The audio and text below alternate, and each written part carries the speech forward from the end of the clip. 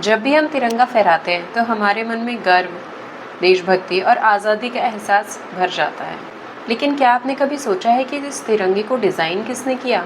शायद ज़्यादातर लोग उनका नाम भी नहीं जानते। तो आइए आज बात करते हैं पिंगली वेंकैया के बारे में, जिन्हें मैं तिरंगे के वास्तुकार के रूप में मानती हूँ। 1876 आंध्र प्रदेश के छोटे से कस्बे में जन्मा एक लड़का पिंगली वेंकैया। 19 साल की उम्र में ही उन्होंने ब्रिटिश सेना ज्वाइन करी और दक्षिण अफ्रीका के बोआर युद्ध में हिस्सा लिया।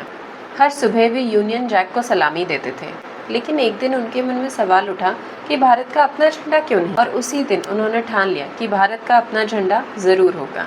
साल 1921 विजयवाड़ा का कांग्रेस अधिवेशन। यहाँ पर पिंगली वेंकैया महात्मा गांधी से मिलते हैं। उन्होंने गांधी जी को अपना डिजाइन दिखाया, लाल और हरे रंग का झंडा और बीच में चरखा।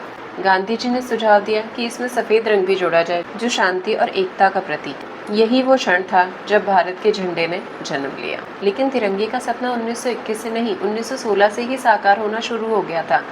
वेंकैया ने उस साल एक किताब लिखी थी जिसका नाम था a national flag for India, जिसमें 30 से अधिक झंडों के डिजाइन थे। वे सिर्फ आज़ादी की बात नहीं कर रहे थे, वे आज़ादी का प्रतीक भी गढ़ रहे थे।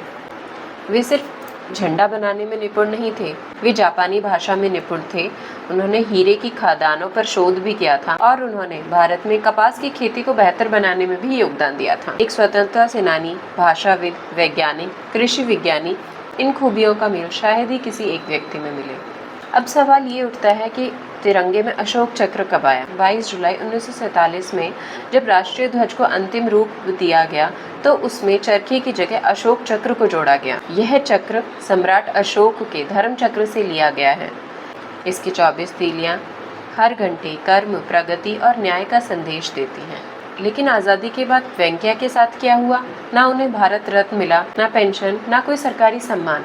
1963 में उन्होंने गुमनामी और गरीबी में अपनी आखिरी सांस ली। सोचिए, जिसने हमें पहचान दी उसको देश ने क्या दिया? आज जब भी हम तिरंगा लहराते हैं तो उसमें सिर्फ 3 रंग और चक्र नहीं होता, उसमें पिंगली वेंकैया का सपना और उनकी मेहनत शामिल है। उन्होंने हमें सिर्फ एक झंडा नहीं दिया, गर्व से सिर उठाने का अधिकार भी दिया। इस अगस्त में जब तिरंगा आसमान में लहराए तो पिंगली वेंकैया को याद करिए। यह हमारे संघर्ष, विश्वास और आत्मबल का प्रतीक है और उस प्रतीक को गढ़ने वाले नायक का नाम हमें कभी नहीं भुलाना चाहिए। जय हिंद, जय भारत।